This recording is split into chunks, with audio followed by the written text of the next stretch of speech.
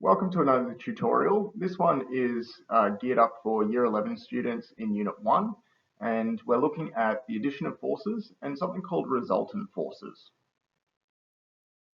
The prior knowledge that you'll need for this one is Pythagoras theorem, trigonometry, force in general, so you should have a good understanding of Newton's three laws of force, and components of force. And what I'm really talking about there is what I like to think of as unseen forces, and understanding that an inclined force can be broken up into its horizontal and vertical components.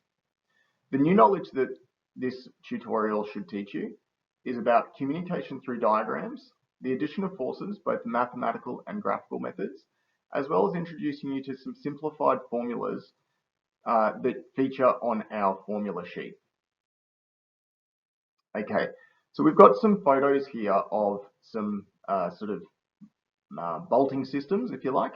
And the first one is what we would call an eye bolt. And you can see that it's just got one stainless steel cable attached to that eye bolt. The second system there is what we would call a D shackle, and we've got two stainless steel cables attached.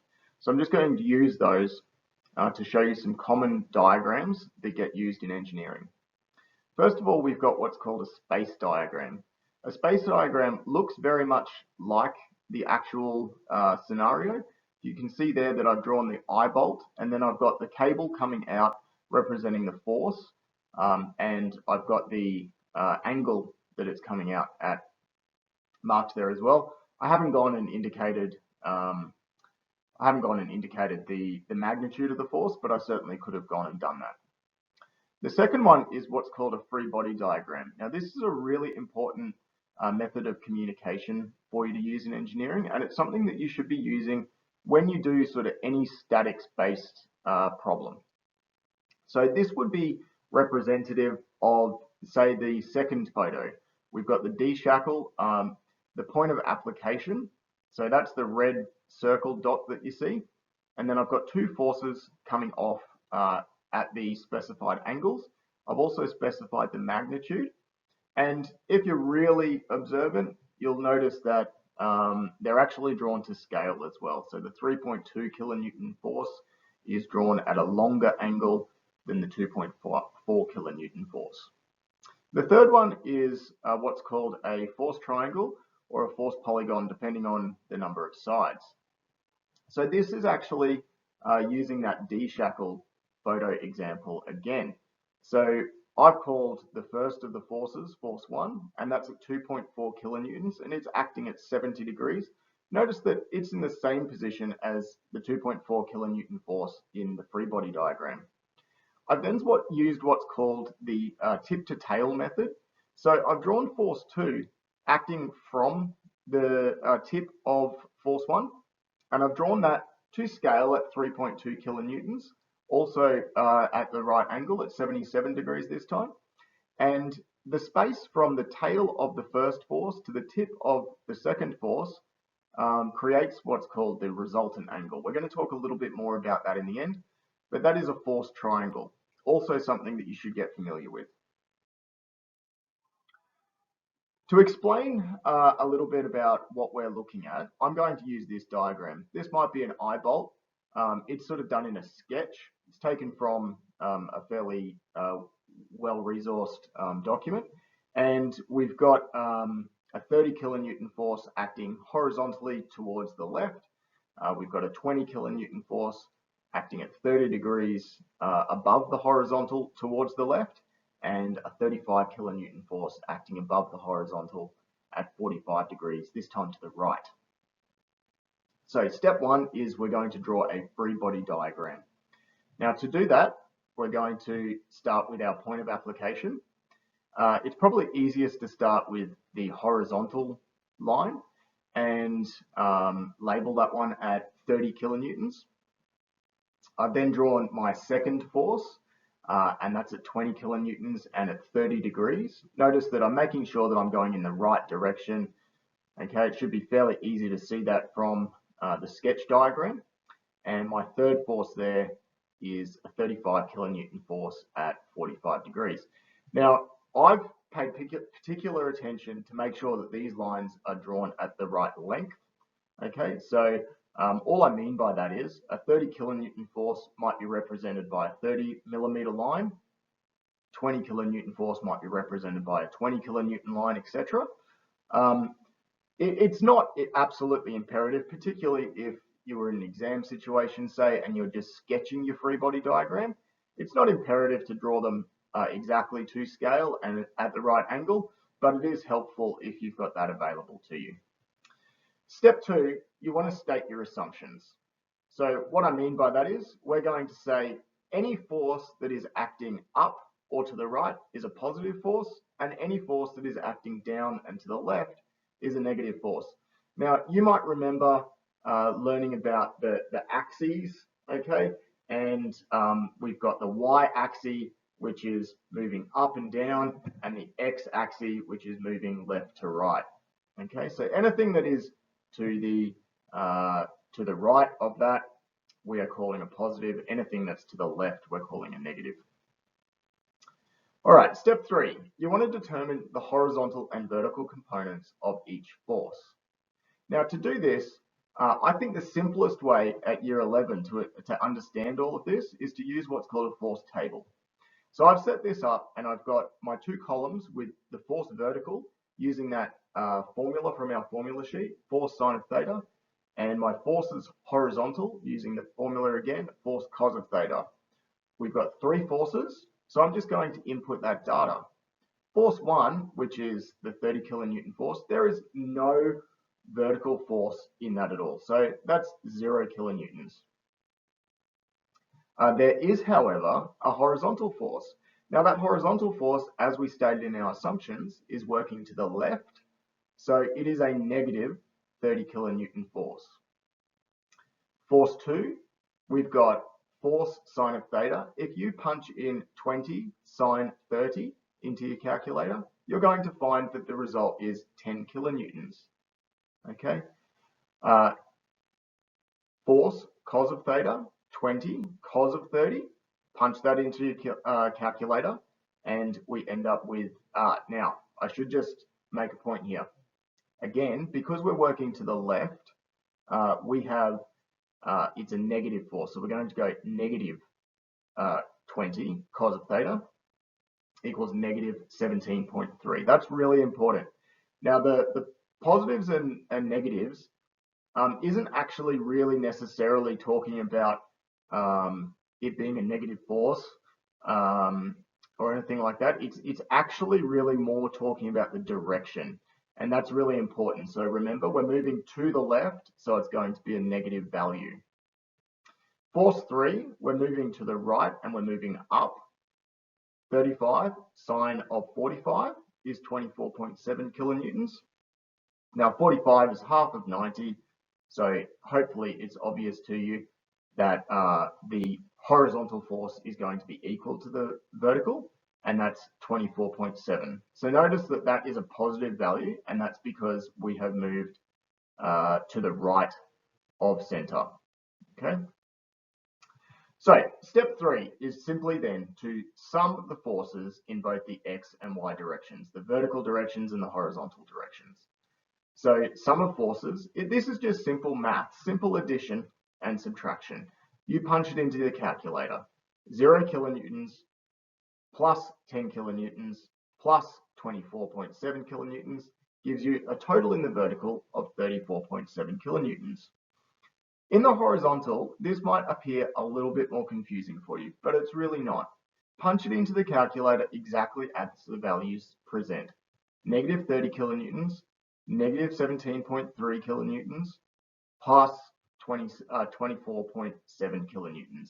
And that gives you a result of negative 22.6. Now remember, we're not really talking about a negative force here. What we are talking about is the direction.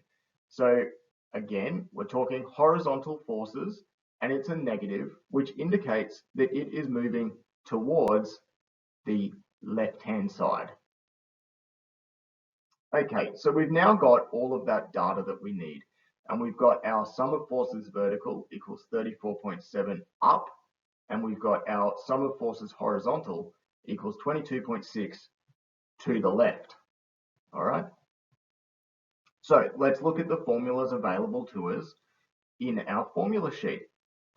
Uh, the one that we're really wanting to look at here, because we've now got our vertical and our horizontal, okay, and we're wanting to understand what's happening in the space in between.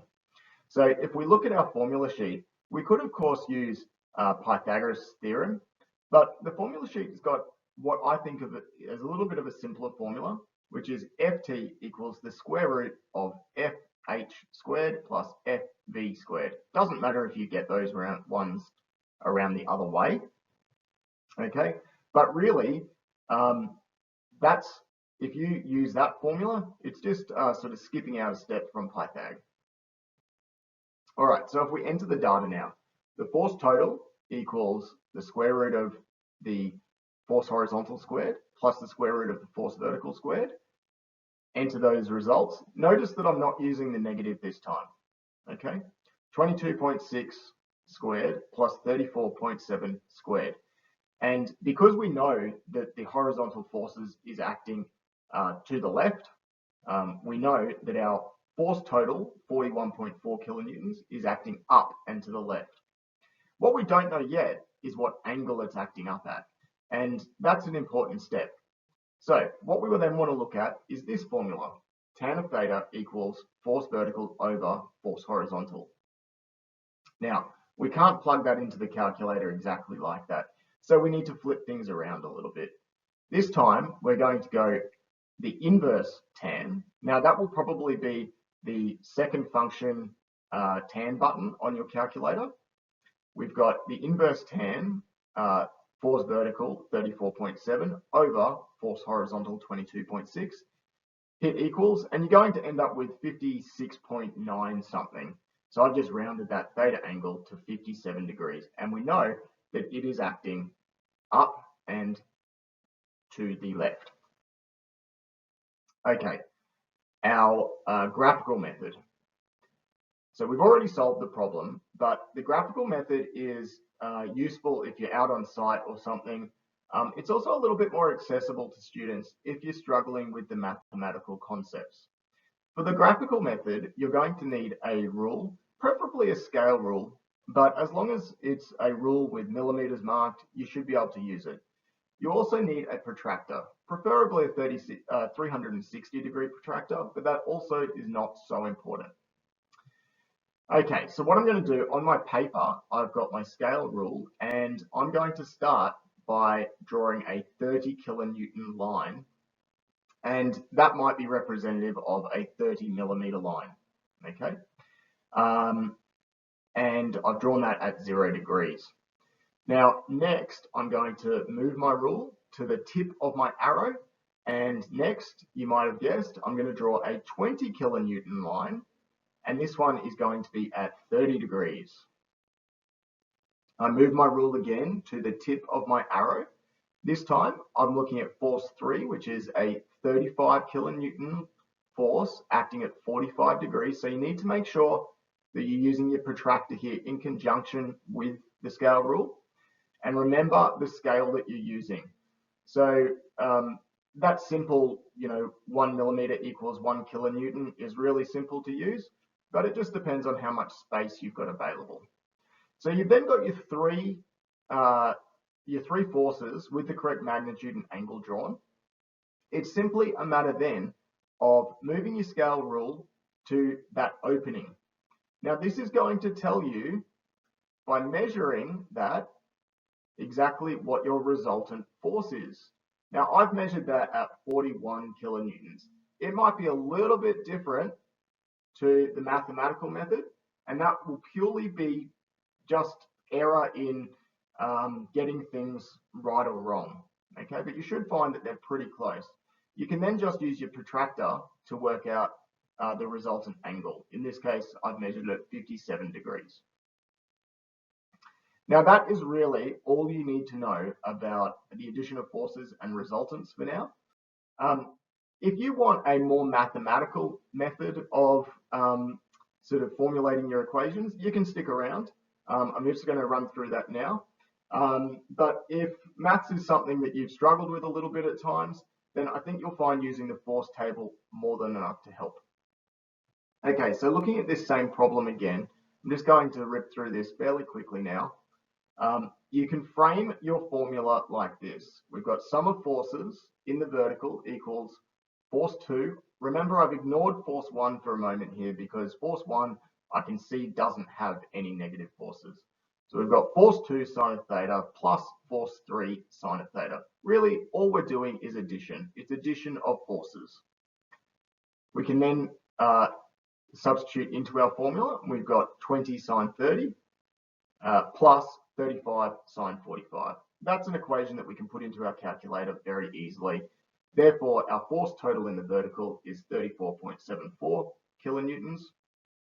Again, looking at our force horizontal, this time we've got force 1 minus force 2 cos of theta plus force 3 cos of theta. Now, I've had to go and make some assumptions, I suppose, about the directions there. So that then becomes negative 30. We're moving to the left of our point of application, so it becomes a negative value, minus 20 cos of 30. Now it becomes a minus again in the horizontal direction. We're moving to the left, plus 35 cos of 45. And that one is a plus because we're moving towards the right. Plug that into your calculator and that gives you negative 22.57 kilonewtons. Remember, the negative is really just indicating the direction that the force is moving in. All the rest of the maths is exactly the same. You can frame your mathematical problems like that if you like, but for me, when you're learning, that's just a little bit more complexity that you don't necessarily need to think about at this stage. I hope you found that really, really helpful. I'm sure if you go through those steps again, you'll be able to solve any of those similar sort of problems in the future.